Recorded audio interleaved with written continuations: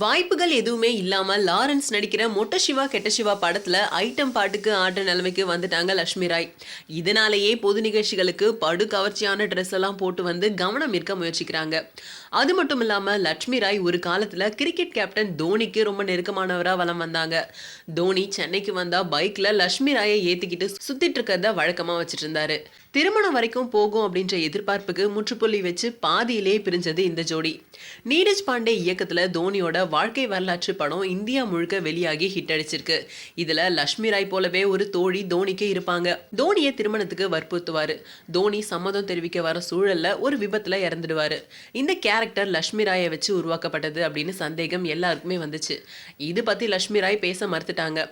ஆனா தன்னோட கேரக்டரை பாதியிலே சாகடிச்சதால இயக்குனர் மேல வருத்தத்துல இருக்கிறதா சொல்றாங்க. தோனிக்கு லட்சுமி ராய் போல நிறைய ஃப்ரெண்ட்ஸ் இருக்காங்க. அந்த கேரக்டர்ல பல பேருக்கு பொருந்தும் அப்படின்னு சிலர் சிரிக்கிறாங்க.